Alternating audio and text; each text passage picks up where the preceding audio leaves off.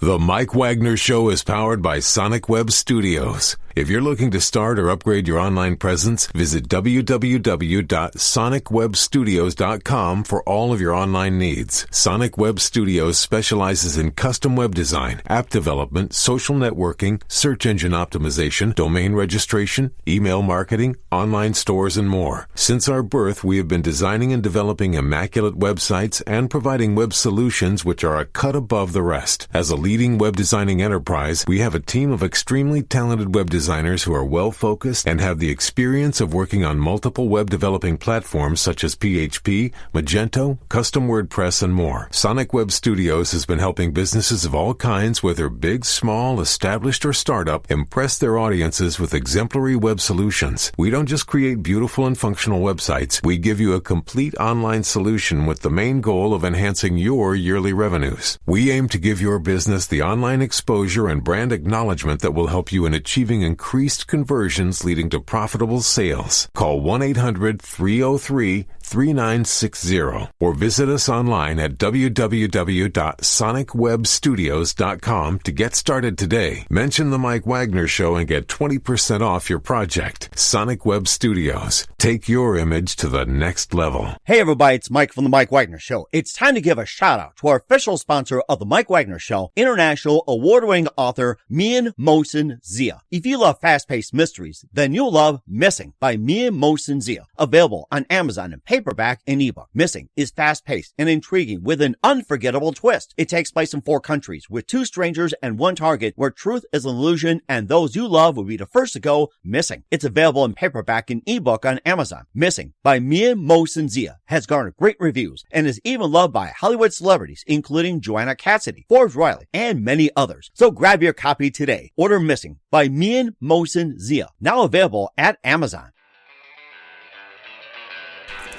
It's now time for the Mike Wagner Show, powered by Sonic Web Studios. Visit online at sonicwebstudios.com for all your needs.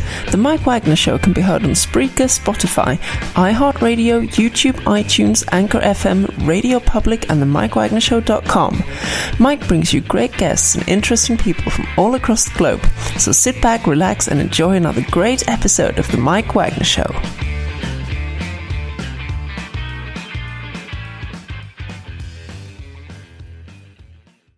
Hey everybody, it's Mike from the Mike Wagner Show, powered by Sonic Web Studios. Visit online at sonicwebstudios.com for all your needs. Looking at a professional website without breaking your budget? Sonic Web Studios is the answer. Sonic Web Studios offers fast, affordable custom web designs that blow the competition away. Call today, 1-800-303-3960. That's 1-800-303-3960. Or email to support@sonicwebstudios.com. Mention the Mike Wagner Show. Get 20% off your first project. Sonic Web Studios. Take your image to the next level. Also, time to give a shout-out to our official sponsor, international award-winning author Mian Mohsen Zia. If you love fast-paced mysteries, you'll love Missing by Mian Mohsen Zia. Available on Amazon in paperback and ebook. Missing is fast-paced and intriguing with an unforgettable twist. Takes place in 4 countries, 2 strangers, and 1 target, where truth is an illusion and those you love be the first to go missing. It's available on paperback and ebook on Amazon. Missing by Mian Mohsen Zia has garnered great reviews and even loved by Hollywood celebrities, including Joanna Cassidy, Forbes Riley, and many others. So grab your copy today. Missing by Mian Mohsen Zia, available on Amazon. Also, The Mike Wagner Show can be heard on themikewagnershow.com. You can check our Facebook page at facebook.com/The Mike Wagner Show. You can download and listen on Facebook, SoundCloud, Spreaker, Spotify, and iHeartRadio. Also on Anchor FM, iTunes, Google Play, along with Amazon, Audible, and Apple. And coming soon to Podbean, Buzzsprout, Pandora, and TuneIn. Heard worldwide on Geo 7, Radio Public, Himalaya, and more. Take The Mike Wagner Show with you on any mobile device. Subscribe to The Mike Wagner Show on the YouTube channel. And follow The Mike Wagner Show on Instagram and Twitter today. We're here with a terrific actress, singer, activist, and also founder, and also just a very, very busy lady out of the California area. And she's a founder of Katkramer's films that changed the world. It's in its 10th anniversary. Also helps raise important social issues that takes place in films and other projects, and also involved in the Hollywood Media Professionals Showcase. We'll talk more about that. Also featured in Turnover, Mother's Day's Memories, and working on a solo show, and and also opened up for a few jazz legends and worked with a number of great people and live, ladies and gentlemen, from the Plus Studios in beautiful sunny California. Ladies and gentlemen, the very, very, very multi-talented Katharine "Kat" Kramer. Kat, good morning, good afternoon, good evening. Thanks for joining us today. All of the above, Mike. I'm happy to be here. It really is sunny today in California, so I'm enjoying the sunshine and talking to you. This is great. Well, actually, a pleasure to have you on board as well, too. So you're the founder of Films that changed the world. It's in its 10th anniversary, which is amazing. And your film's other projects help raise important social awareness issues. And also you're part of the Hollywood Media Professionals Showcase and also involved in Turnover, Mother's Day Memories. You're also working on a solo show. And you also open up for quite a few jazz legends and some big names as well. And you also won some awards. And before we get into all that, tell us how I first got started, Kat. Well, I was born into a film family, a show business family, but I don't think that's the reason I ended up in the entertainment industry, because according to my mom, actress Karen Sharp Kramer now, her maiden name is Sharp, and she was a really busy actress and a Golden Globe winner, and now she's a producer. And my father was filmmaker Stanley Kramer. And my godmother, who I'm named after, was Katharine Hepburn. Oh, wow. So that right there are three big movie industry, people that really made a contribution. But according to my mother, I was born looking for my Klieg light and was singing and dancing and entertaining the family and, wanted to be in show business even before I knew about my parents' background or about my godmother. So I've been in the entertainment industry as a performer, an actress, singer, dancer all of my life. As a child performer, I was born in L.A., but my parents wanted to get me out of the entertainment industry and thought if we moved up to Seattle, Washington, because my father made a film up there on location. It was actually his final film, The Runner Stumbles. They thought that, I would change my mind and not go into the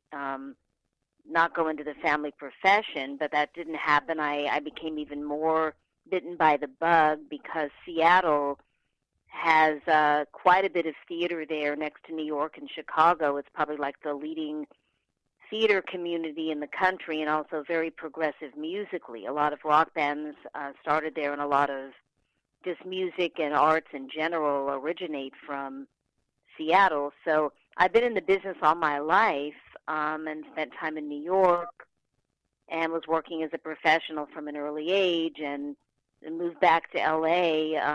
Many years ago and was a Miss Golden Globe ambassador. They now call it ambassador, but at that time it was Miss Golden Globe. It's still the same for the Hollywood Foreign Press and the Golden Globes, and that was kind of my entrance back into Hollywood, so to speak. And I started performing right when we moved back, and I've always done one-person shows and solo shows, and I don't really promote it that much. But at the time, the Cinegrill at the Hollywood Roosevelt Hotel, the hotel is still there, but the Cinegrill was like the number one nightclub in town. That's no longer in existence, but I was the youngest performer to ever play there since Mary Martin, the Broadway legend, had done back in the 40s, I think. Wow.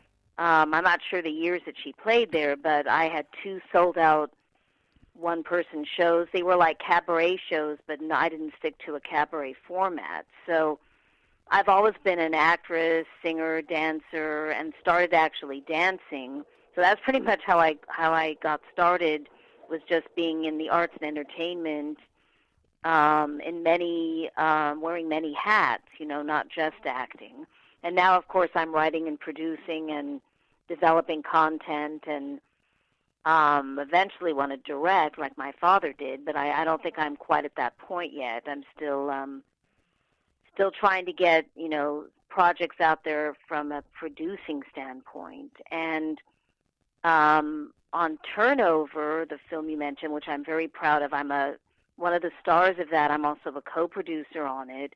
And that's a very independent film that has won a slew of awards. I was happy to win for Best Supporting Actress for my role as Fran from the Love International Film Festival, which is truly an international film festival that celebrates independent film, but the nominees are from all over the globe. So I think I was the only actress in that category from the United States, and I did end up winning.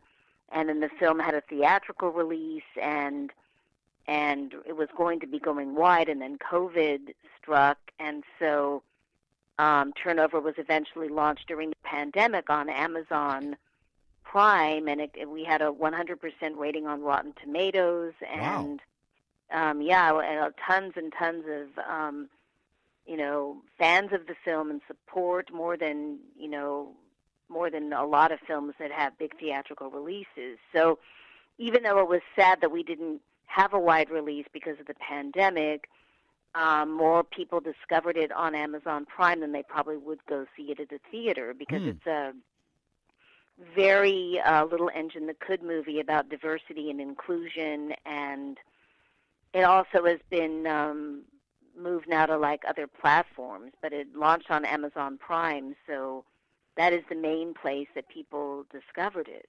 Mm-hmm. And I also am in Mother's Day Memories, which is another social issue film. It's a short, but we're actually right now submitted for consideration for an Academy Award in the live action short category. So I know it's a very competitive field, and hundreds of films submit every year, but Mother's Day Memories is about Alzheimer's disease and the effects it has on families. And Alzheimer's and dementia are subjects that touch so many people's lives, and so it really has a universal message. And it's based on a true story. I play Michelle, the wife of Bill Hoverston, is the creator of the film, because it's really based on a true story that happened between his mother and father and him, and the relationship, how it changed when his mother was diagnosed with Alzheimer's. So it's a dramatized version of his story, and my character is really the one that is the voice of reason, that really grounds the whole family dynamic. So it's also won a bunch of awards, and debuted at LA Shorts International, which is already Oscar qualifying. That's a very prestigious shorts film festival. So that also is now entering into the Oscar race, and we don't even know if it'll get nominated or not. We're trying to make the short list at this time, but the Oscars, because it's COVID, have now been postponed until April 25th. So all the voting and all the promotion for award season is really just now starting, and it'll be in full swing over the next few months. But they're both, they both films have issues that I'm acting in, and then with my screening series, I present socially conscious films and documentaries that hit on a number of social issues, and I'm also making films under that banner of films with social issue content. So in that sense, following in my father's footsteps of social justice subjects in film.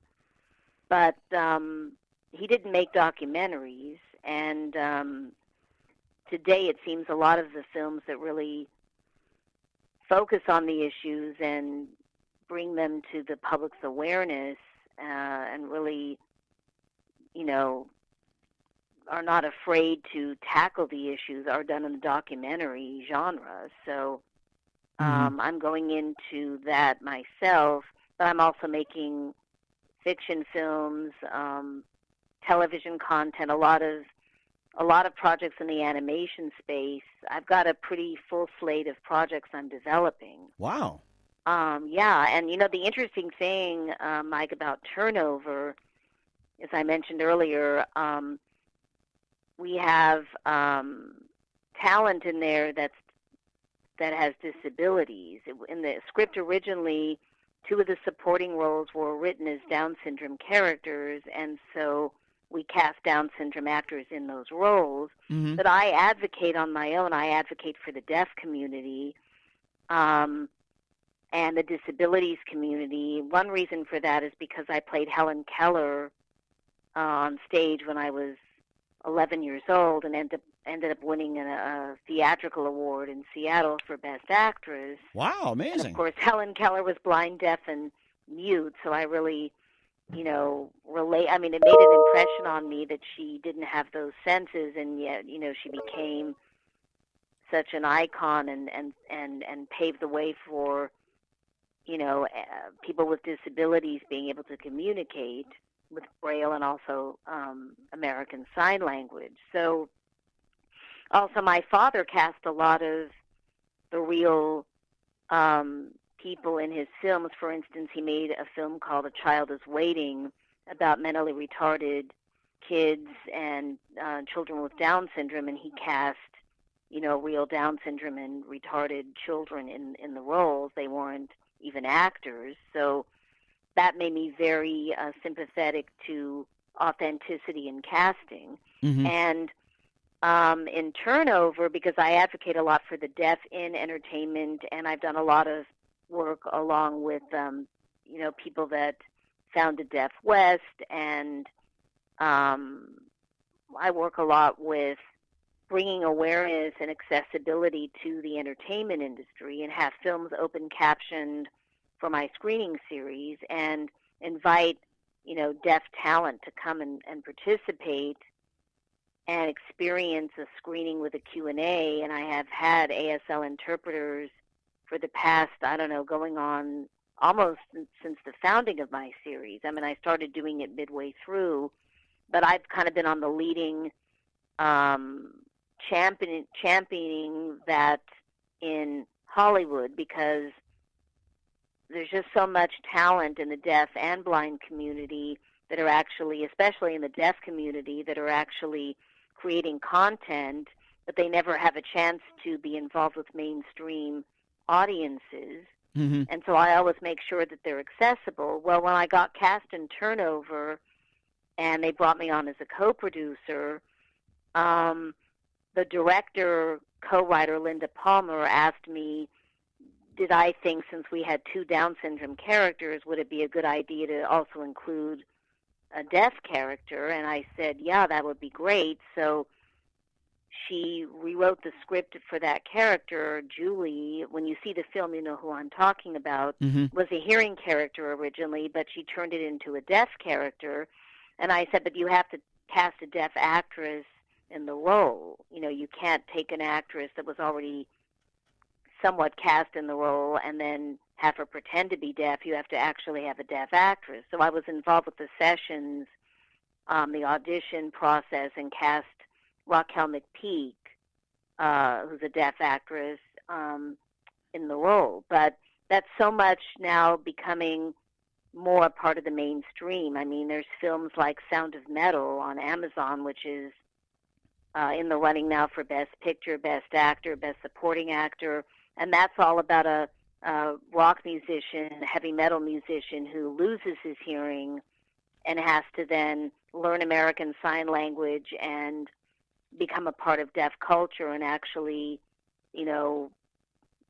accept the fact that he's deaf. And I thought that was such an interesting way of bringing the issue to the forefront, that it's about a hearing person who loses his hearing, so that way not only people that are born deaf, but also those that are hard of hearing or become deaf later in life or at some point in their life can relate to it.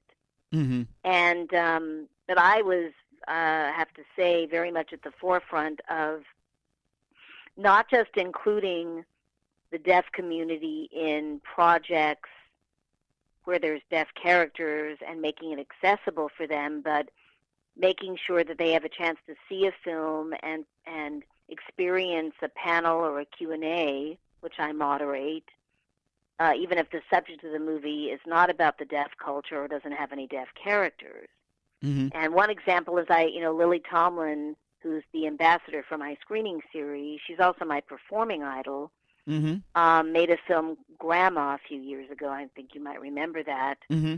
And I chose that film to have an open caption screening, and I moderated an ASL interpreted panel, and the audience was industry, but it was 50% hearing, 50% deaf, and so they all got a chance to experience deaf culture and the way it's made accessible through the screening process and the Q&A process. And that was the first time they'd ever had an open caption screening on a studio lot. I had it at Sony Studios because Grandma was Sony Pictures Classics. And the main reason that I selected that, because Lily is the ambassador for my screening series, but also because in her film debut of Nashville, Robert Altman's Nashville, she played the mother of 2 deaf children, and she used American Sign Language in her screen debut. So she's already a hearing, able-bodied, iconic actress who's recognized by the deaf community as one of their own, so to speak, because she used sign language in her first film. So it was tying that together. And even though there's no deaf characters in Grandma, it gave the deaf audiences a chance to experience the film in the Q&A in a way that they wouldn't normally. So that's another way that my screening series really is groundbreaking and really trying to be as inclusive as possible and not just present films with issues of like women's empowerment, environmental justice, animal rights, LGBTQ and anti-bullying, films about that, but also disabilities being accepted, and the films don't even have to be about that, but they're all invited to participate in the screenings and the Q&As. Mm-hmm. So I'm very proud about that push for diversity and inclusion. Mm-hmm. That is so amazing. I mean, you just really, really have been groundbreaking. I've just been moved by this whole thing. And one thing that came to mind, you talk about these social issues that you present in all these movies, and you touched on a lot of them. What first inspired you to have these issues presented in movies? So what was the first? So basically, what I'm asking is like, what first motivated you to have movies involving social issues? Well, I think it's because my father made 35 socially conscious films, and they were movies with a message, but he didn't want to be labeled as a message filmmaker. He was just very interested in subjects that had not been explored on film, and maybe subjects that were ahead of their time or taboo or, controversial. And I think it's just part of my DNA. I've just always been drawn to socially conscious projects and socially conscious issues in film and how film can really change the world and make a difference.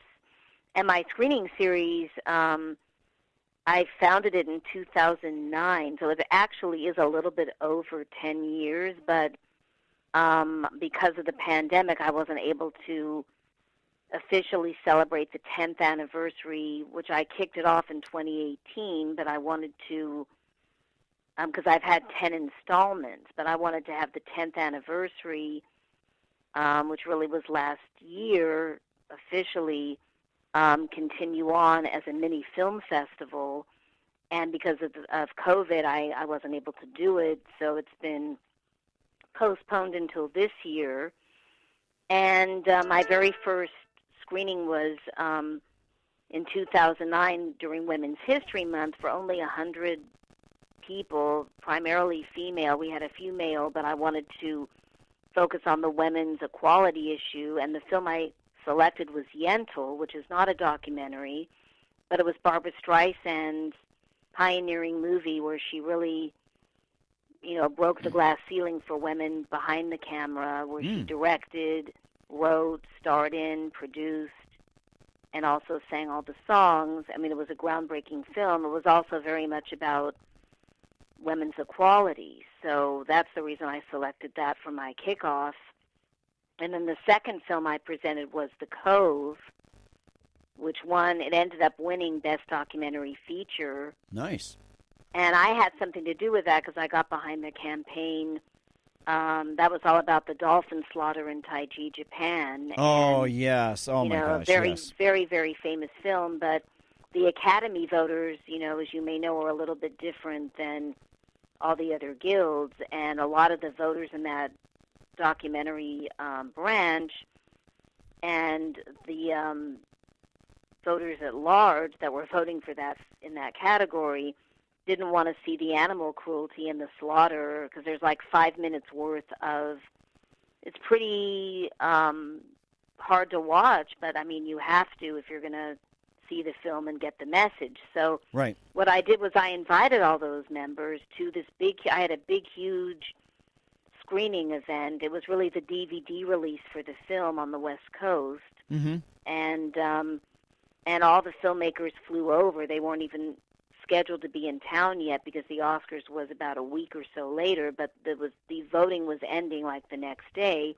So I invited all those Academy members, and I also invited not only a lot of celebrity hosts, because I've had that since the beginning, but a 5-year-old activist who had seen The Cove dozens of times, and he got up and moved the audience to tears by saying, if I can see this movie and I can advocate on behalf of the dolphins and I can watch the slaughter and understand how wrong this practice is and how cruel it is, then certainly adults must be able to do it. And because of that, they all watched the film and voted on it, and then I went with the filmmakers to the Oscars. It ended up winning. I went with them to the after parties.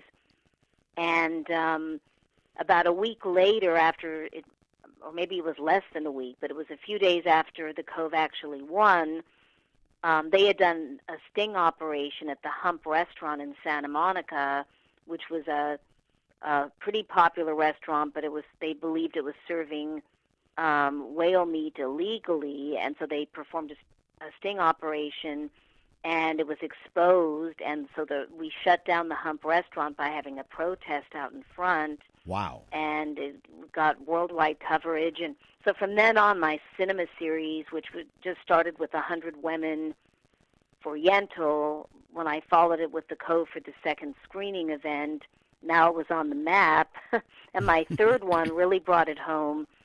I continued with the wildlife advocacy and animal rights issues by having a film about elephants in captivity and primarily how they're treated in zoos and circuses, called Elephants and Man, A Litany of Tragedy. And I had Lily Tomlin, who was already a big advocate saving elephants, Cher, who also was part of the campaign to free Billy the lone Asian elephant at the LA Zoo, and then Tippi Hedren, who is a well-known animal rights activist and has Shambhala. Those were my three main hosts, and Lily became the main ambassador for my series, and we ended up doing radio and television together to promote the issues, and so she hosted that one and participated on my panel, and then she ended up doing several after that, all different issues, but she's really been, such a great supporter and participant, and has really gotten my screening series as a branded known entity, and I'm going to be doing a lot more outreach programs with it in the future. I even established an award called the Hunt for Humanity Award, which is named for Marcia Hunt, who's actually, she just turned 103. Wow, amazing. Back in October. But she was really the first activist, an actress who used her fame and name value to be very involved with charities and humanitarian causes and social issues, and has lived her life as a humanitarian. So she was the first recipient, obviously, because the award was named in her honor, but there will be another recipient coming up that will be the second one. And then I'm also going to have a Shiro Award because my theme for the 10th is Shiros for Change. And it's basically films about women, made by women, focusing on women's issues and women's empowerment. and, advocating for equal rights. I know the 100th anniversary of the suffragette movement was last year, so that's continuing Oh my gosh! on now. Time flies, I'll tell you that. Can't believe it, but Wow. It's so much better to be looking to the future and embracing the virtual world. I mean, I'm going to have a mini film festival, which I've never done. I've always just had one movie each time I've done an installment. There was only one time I had a short film and also a feature, but for the most part they've all been, big premieres with panels that I moderate and star power, but I also bring a call to action with the panels and the Q&As, and I'm going to be doing a selection of films. I just haven't set the date yet. But I'm also going to be doing a new outreach program called New Voices for Change, where I'm going to be presenting excerpts or sections of new screenplays that are also unproduced films that have social issues, and these are films that I would like to produce in the future. So it's kind of different because most people will have a table reading. They'll be either virtual or live, but there'll be table readings.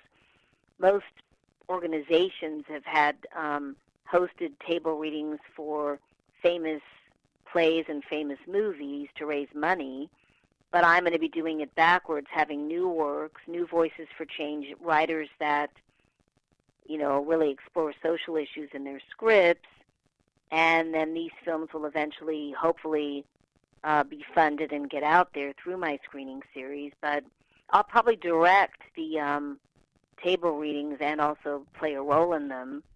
And it'll be very interesting to see what develops. But I'm really hoping to do that this year as well. So it'll be a big 10th anniversary launching that outreach program and also continuing on with the mini festival and the awards.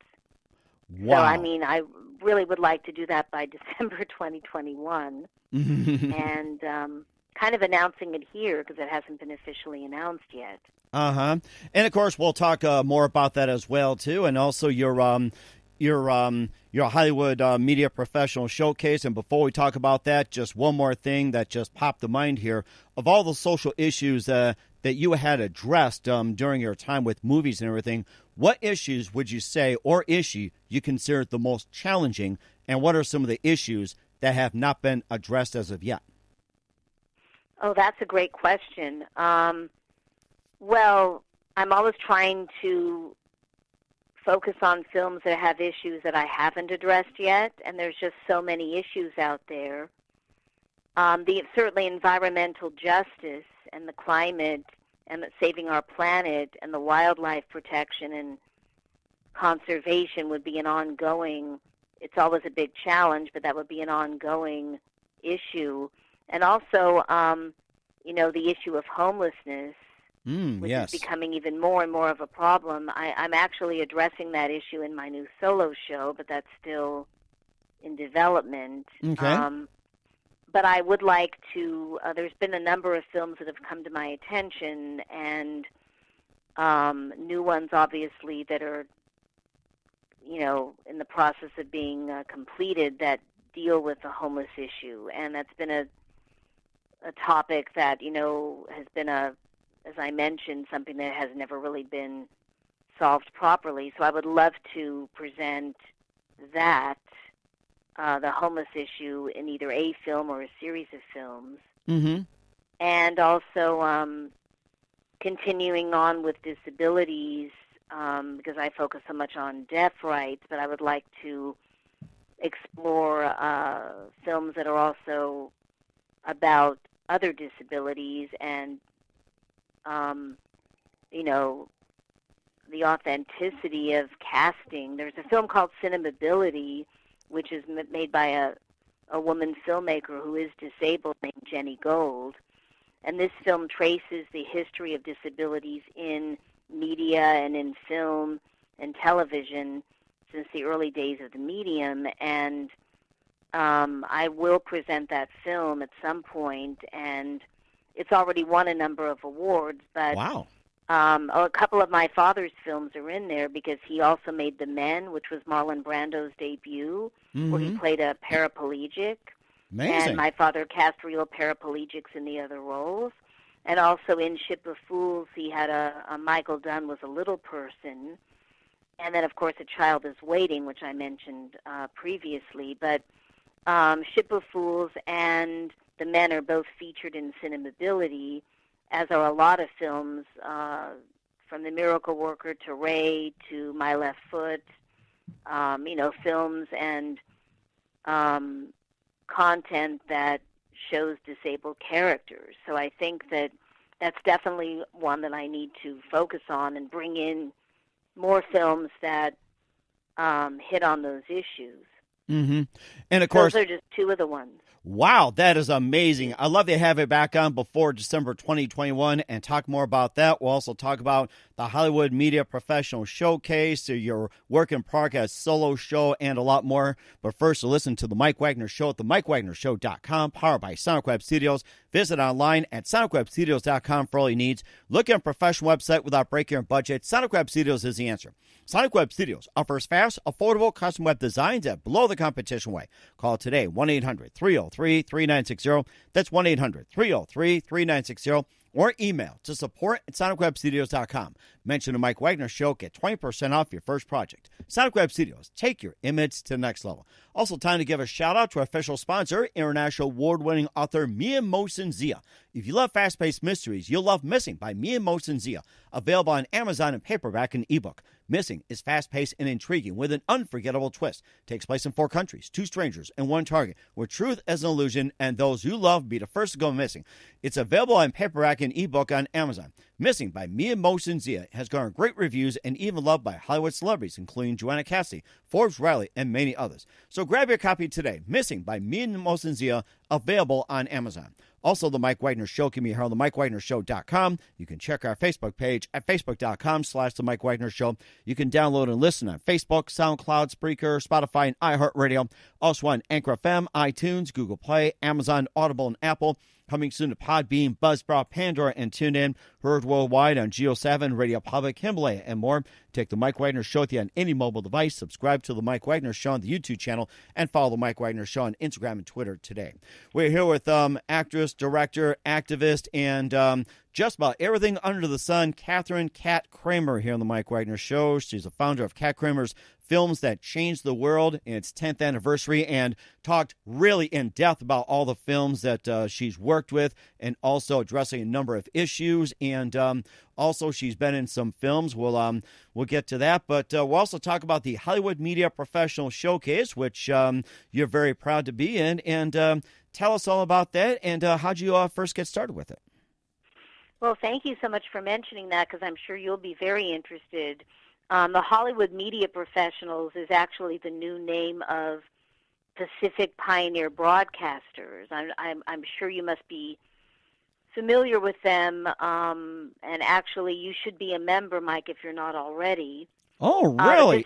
Pacific Pioneer Broadcasters was actually founded by Art Gilmore in 1966, so it's been around for over 50 years, and celebrates icons of broadcasting, entertainment, television, media, and I performed for Lily Tomlin. As I mentioned to you, she's my performing idol and also the ambassador for Katkramer's Films That Changed the World. Lily was one of the many honorees with the Pacific Pioneer Broadcasters a few years ago, and we have exclusive luncheons for the members honoring everyone from Lily to Ed Asner to the late Regis Philbin to Barbara Eden to Donna Mills to Engelbert Humperdinck to Henry Winkler, Dick Van Dyke. I mean, you name it, anyone who's ever really made their mark in entertainment and broadcasting and television. And we've even honored sports figures. Wow. And the reason I say we is because when I performed I performed a musical salute for Lily, an original musical parody salute, when she was honored by the Pacific Pioneer Broadcasters at their Pioneer Luncheon. it was actually in 2012, so it's a few years ago. Mm-hmm. They asked me to perform and open the program, and I sat on the dais with, legends in the business that have been a part of her career, from George Slaughter to Joanne Worley to Bruce Valanche to the late Gary Owens, and a lot of her, Laugh-In, the cast there, and obviously George Slaughter, the creator of the show. Mm-hmm. And Leslie Jordan and Sally Kellerman and the late Allie Willis. This was the dais. And, what I did with the performance made such an impact that they asked me to join the board. So I've been on the board for a few years, but it had always been an idea with the executive board to create a new YouTube channel highlighting excerpts and moments from these luncheons that have been, private only for the members. They've never been seen by the public. And to have a channel where the fans, the historians, students, members, and the public and fans of the stars can also enjoy them. So we launched, we changed our name to Hollywood Media Professionals just to be more inclusive and more up to date. And I was brought on to bring younger members. Because they are, they're all, a lot of them are quite a bit older and have been in the business a long time, and a lot of them are retired, but it's a great group. And we used to have 4 luncheons a year, so you can imagine from the time it started and they started filming them. I don't think they filmed them in the beginning, but they filmed them since the 80s or 90s, and I've only been on the board for like 3 years. Wow. Having performed that a few years ago. When you think about all the different luncheons, 4 of them a year, you think about all the great people they've honored, you have an archival history there. So we launched the HMP Celebrity Showcase YouTube channel just on December 6th of last year. Lily Tomlin was their first honoree of the month. I opened the whole channel with my salute to her. And so anybody can go and look at the channel. Right now, Rich Little is our honoree of the month. And then next month in February will be the late Carl Reiner. And coming up after that would be George Slaughter. In March, Wink Martindale in April, and I believe Fred Willard in May. And then they'll have the summer program announced in the next couple of months. And, a lot of the people I mentioned who've been honored, from Barbara Eden to Henry Winkler, will be the honoree of the month as the channel continues. It's truly an evergreen channel. That's what I love about it, because once the episodes are up, it's there forever, And also Hollywood Media Professionals, it's a division of the Pacific Pioneer Broadcasters. So it's still the PPB, as it's affectionately known in the industry, but just with a new name. And HMP also elevates to promote media and music through education and mentorship. So any person who's just getting into the industry and joins will have at their fingertips the knowledge of all the members that have been in the business, all their lives, basically. And there's so many great educational opportunities for one to learn and grow. They also have other events called Coffee With, which will feature like a Wink Martindale, and only 50 people in a room, where they can have a one-on-one dialogue with whoever the guest is.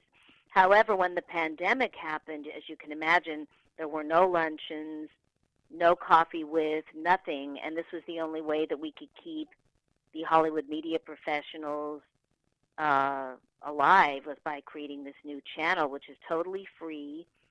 The best thing to do is just, I think the easiest way for you and the listeners to be able to access it is go to YouTube and just type in HMP Celebrity Showcase, just the initials, capital HMP Celebrity Showcase, and it pops up.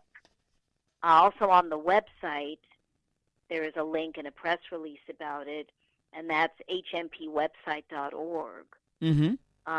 So, it's just a great think it's a weekly series. Every Sunday a new episode is launched, and every month there's a new honoree. So, for example, with Lily, I was the first episode, and then Bruce Valanche was episode 2, and then they combined George Slaughter and the late Gary Owens for episode 3, and then Lily herself and making her acceptance speech at the podium was episode 4.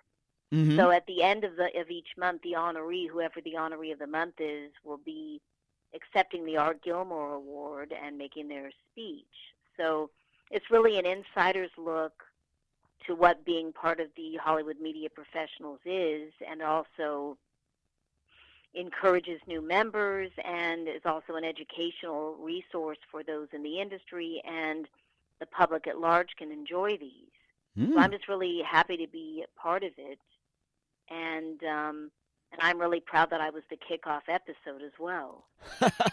That is amazing. Wow. Of course, we being called Katkramer, that's actually a perfect way to do it. So, and of course, you talked about Lily Tomlin a lot as well, too. I remember her, back in the day, she was an opera. Hello. Right. I actually imitate Ernestine and Edith Ann in my salute to her. Really? You'll have to see that. I did like a little homage. Yes, yeah. I remember that so well, and I remembered laughing, as a kid as well, too. And, of course, you're permitted to watch it, and was it You Bet Your Sweet Bippy and Artie Johnson's? Yeah. And I think, is that where Goldie Hawn also made her debut or something, if I remember? I think so, yeah. Goldie Hawn was really the first cast member off of Laugh-In to really hit. And then Lily followed soon after. Lily didn't even join until, I believe it was the 3rd season. Oh, wow, okay. Yeah. And then because it was launched in 1967, and Lily didn't join until 1969. Mm-hmm. It was actually December 29th of 1969, and so by January 1970, Ernestine was a household person. And then Lily followed it up with Edith Ann. So those really are her 2 best-known characters. But she's created so many amazing characters and has really been an inspiration for me in creating characters for my solo shows. And also for the web series I was on, Child of the 70s. Mm-hmm. We actually no longer, that web series we finished.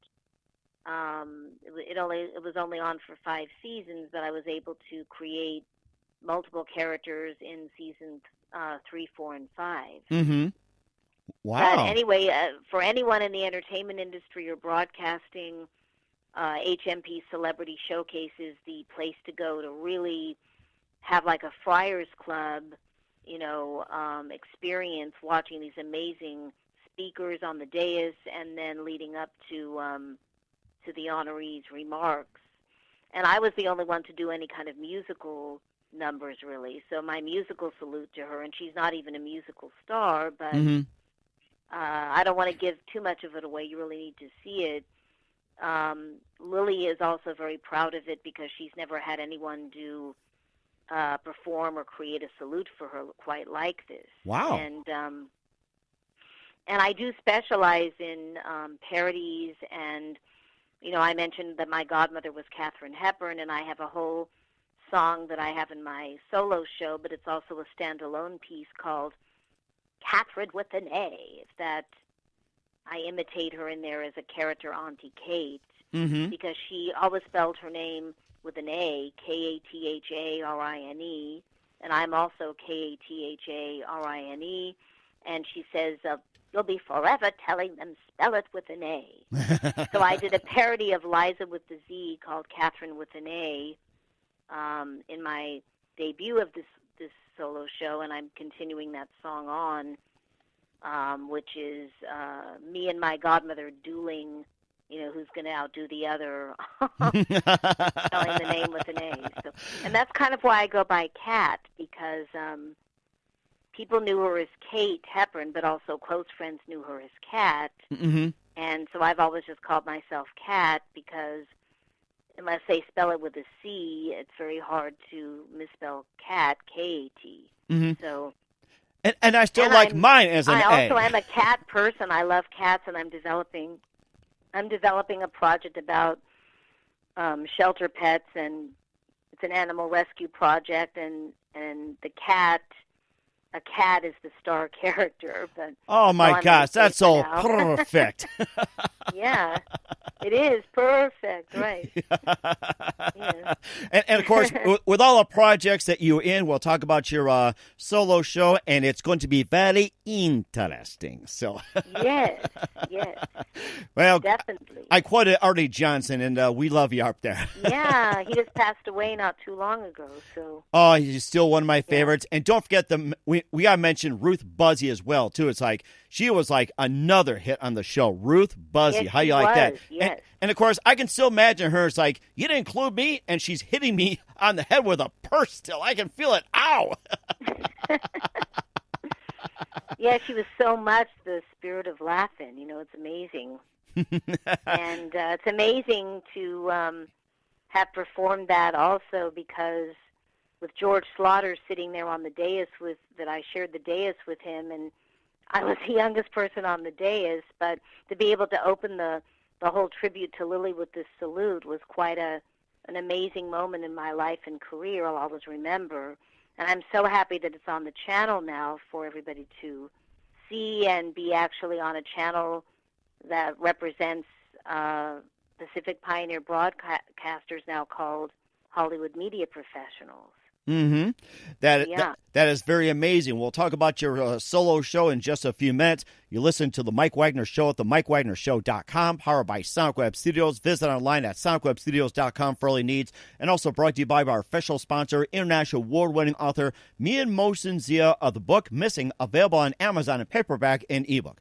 We'll be back with Katharine Katkramer after this timeout on The Mike Wagner Show. The Mike Wagner Show is powered by Sonic Web Studios. If you're looking to start or upgrade your online presence, visit www.sonicwebstudios.com for all of your online needs. Call 1-800-303-3960 or visit us online at www.sonicwebstudios.com to get started today. Mention The Mike Wagner Show and get 20% off your project. Sonic Web Studios. Take your image to the next level. Hey everybody, my name is Forbes Riley, and I'm an American actress and a TV host.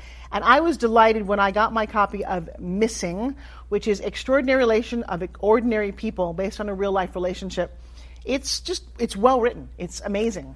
It talks about a man who has lost his wife and his daughter, and it's very well done. I'm going to highly recommend that you go get your copy of Missing. It is a powerful, exciting read. Mr. Mian Moshe Zia.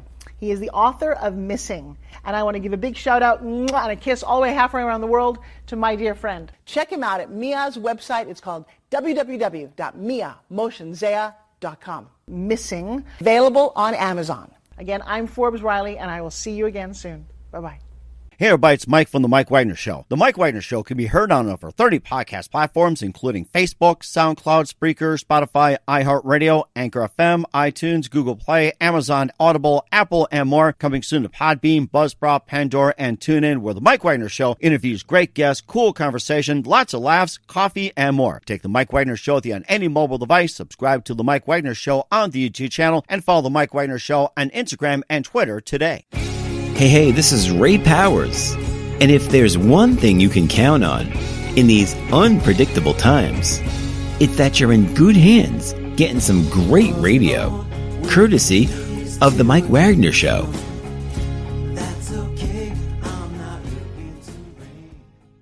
We are back with actress, activist, and the very multi-talented Katharine Katkramer here on the Mike Wagner Show. She's the founder of Katkramer's Films that changed the world, celebrated the 10th anniversary, also talked about the Hollywood Media Professionals Showcase, formerly Pacific broadcasters, and yet I have to say it's a very, very amazing, just having a great time with Katkramer. And you also got a solo show that's coming out as well, too, and tell us more about that. Well, it's interesting because I have done a lot of solo shows, and this one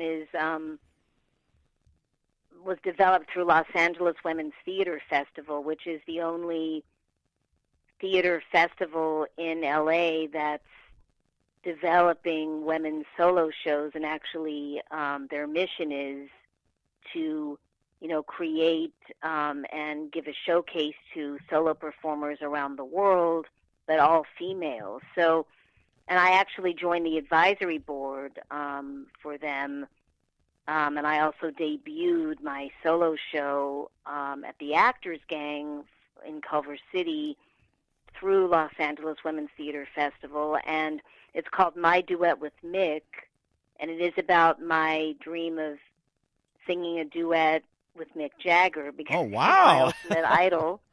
Yeah, and I actually covered his solo songs. I don't know if you know, but Mick Jagger and Keith Richards, both the Glimmer Twins, the songwriting duo and the leaders of the Rolling Stones. Oh, yeah. And, yes.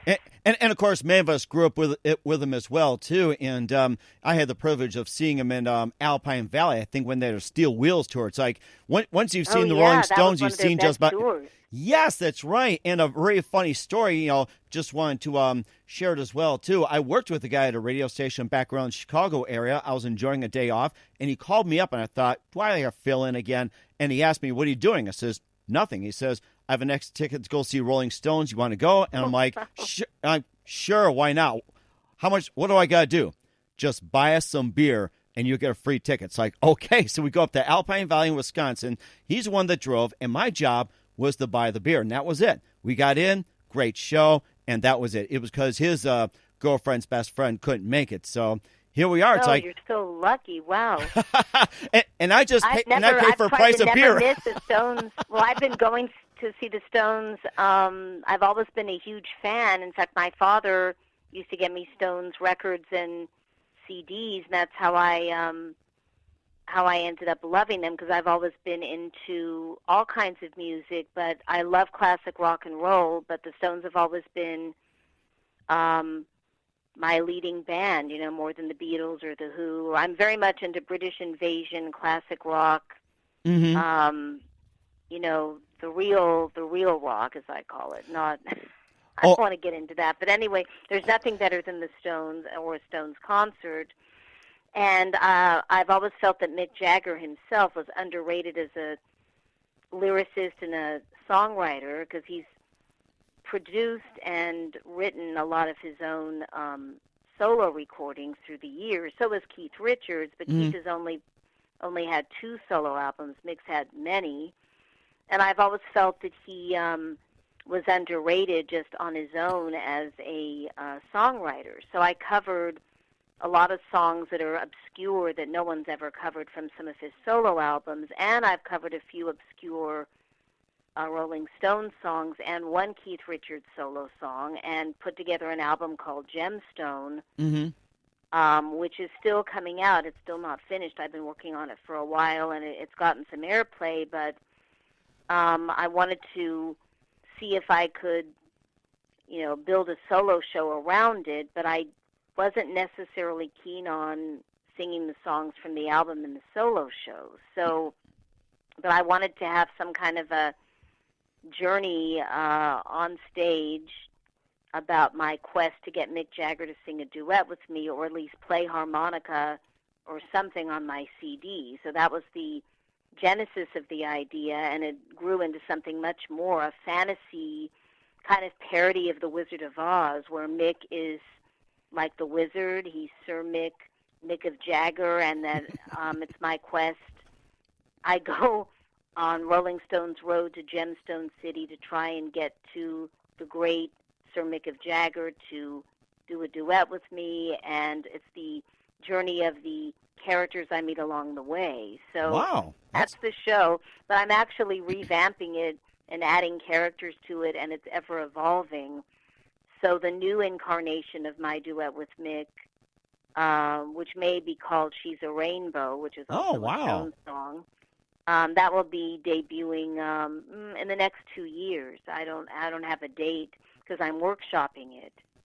But I did sing one Stones song in my preview performance. I've actually performed a preview of it and a condensed version, and As Tears Go By, which was the one that Marianne Faithfull sang that they wrote, and she recorded it. That was in my original preview of my duet with Mick. So I actually did something a little different. I combined that as a medley with the song Neverland from Peter Pan. Wow. Because in my duet with Mick, it is a fantasy, Mike.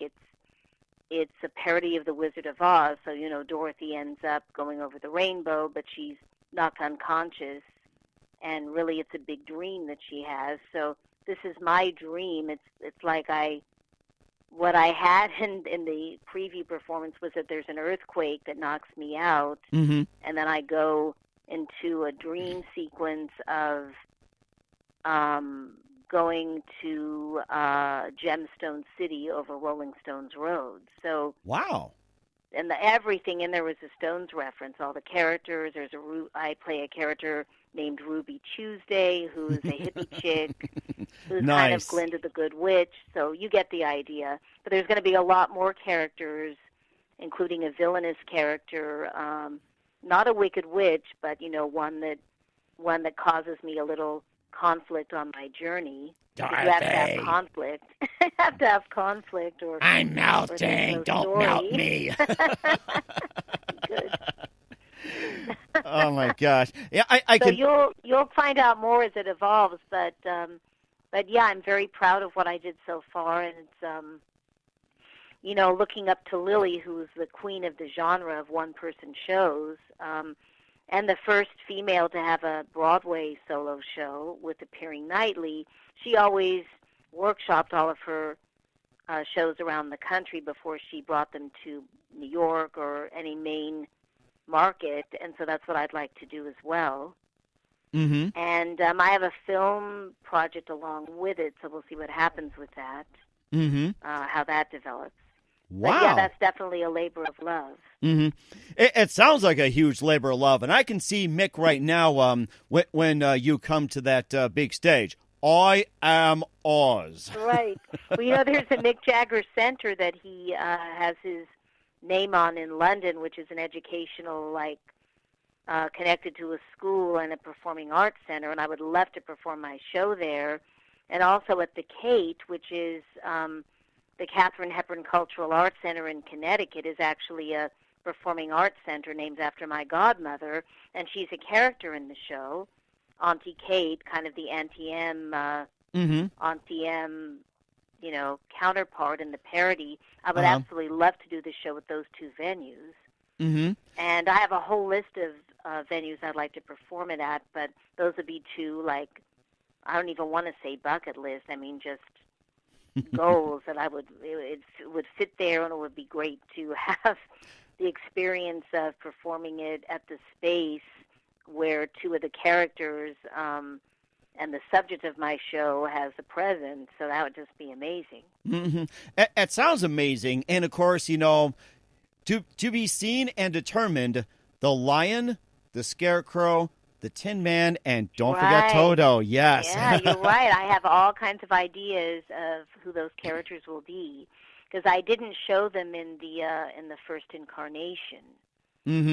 So, but there will be characters to fill those roles for sure.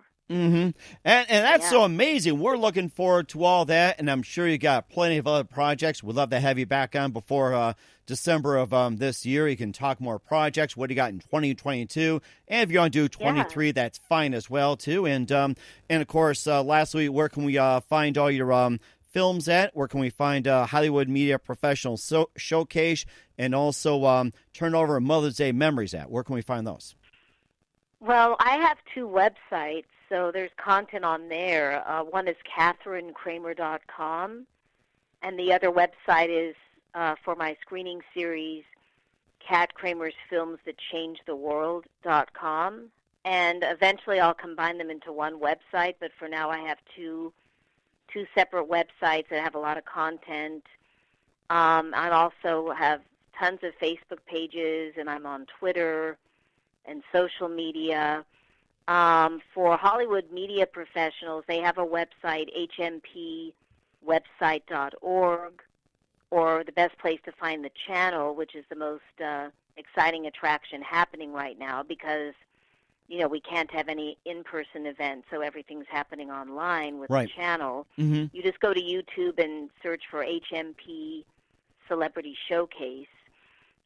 Turnovers on Amazon Prime, on YouTube, Google Play, and Tubi TV. But I think the best place to find it is on Amazon Prime. If for whoever is a member, that's the easiest place to see it. And Mother's Day Memories has a website, mothersdaymemories.com, and the film is up there. And then there's a trailer.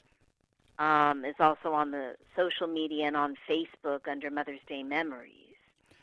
So probably the easiest way to find it is to go to the Facebook page, Mother's Day Memories, and the link to the website is there.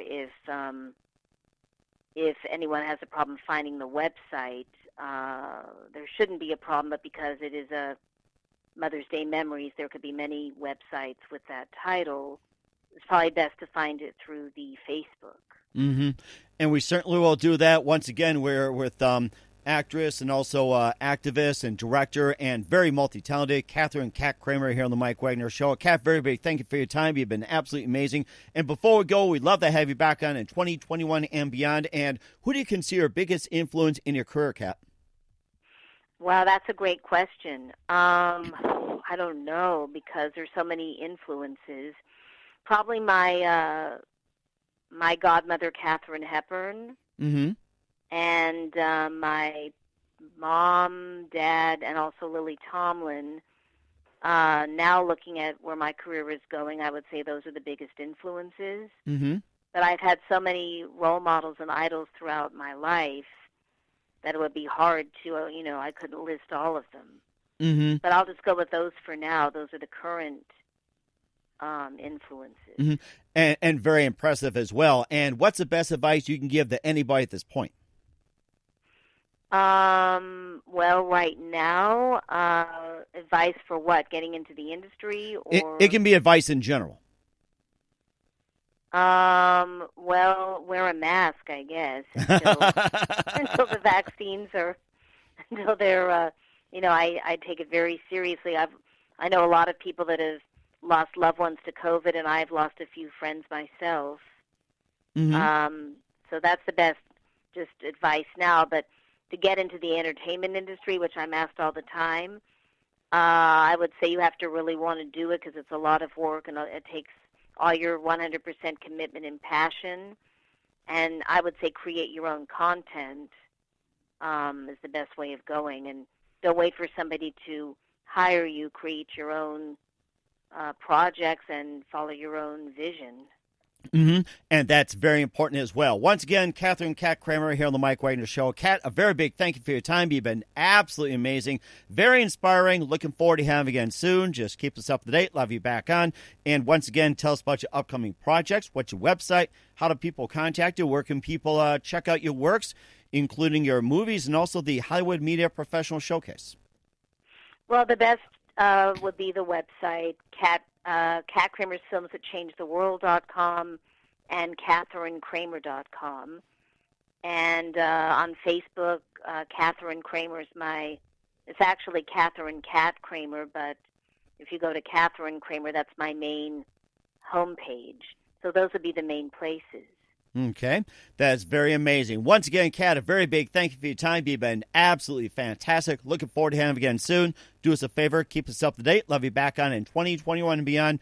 And don't forget to keep in touch. I felt like I went to school after learning from you. I mean, you're just fantastic. Yes. Thank you so much. Well, I'd love to be back. The Mike Wagner Show is powered by Sonic Web Studios. If you're looking to start or upgrade your online presence, visit www.sonicwebstudios.com for all of your online needs. Sonic Web Studios specializes in custom web design, app development, social networking, search engine optimization, domain registration, email marketing, online stores, and more. Since our birth, we have been designing and developing immaculate websites and providing web solutions which are a cut above the rest. As a leading web designing enterprise, we have a team of extremely talented web designers who are well-focused and have the experience of working on multiple web developing platforms such as PHP, Magento, custom WordPress, and more. Sonic Web Studios has been helping businesses of all kinds, whether big, small, established, or startup, impress their audiences with exemplary web solutions. We don't just create beautiful and functional websites. We give you a complete online solution with the main goal of enhancing your yearly revenues. We aim to give your business the online exposure and brand acknowledgement that will help you in achieving increased conversions leading to profitable sales. Call 1-800-303-3960 or visit us online at www.sonicwebstudios.com to get started today. Mention the Mike Wagner Show and get 20% off your project. Sonic Web Studios. Take your image to the next level. Hey everybody, my name is Forbes Riley, and I'm an American actress and a TV host. And I was delighted when I got my copy of Missing, which is Extraordinary Relation of Ordinary People based on a real-life relationship. It's well written. It's amazing. You know, it talks about a man who has lost his wife and his daughter, and it's very well done. I'm going to highly recommend that you go get your copy of Missing. It is a powerful, exciting read. Mr. Mian Moshe Zia. He is the author of Missing. And I want to give a big shout out and a kiss all the way halfway around the world to my dear friend. Check him out at Mia's website. It's called www.miamotionzea.com. Missing. Available on Amazon. Again, I'm Forbes Riley, and I will see you again soon. Bye-bye. Thanks for listening to The Mike Wagner Show, powered by Sonic Web Studios. Visit online at sonicwebstudios.com for all your needs. The Mike Wagner Show can be heard on Spreaker, Spotify, iHeartRadio, iTunes, YouTube, Anchor FM, Radio Public, and themikewagnershow.com. Please support our program with your donations at themikewagnershow.com. Join us again next time for another great episode of The Mike Wagner Show.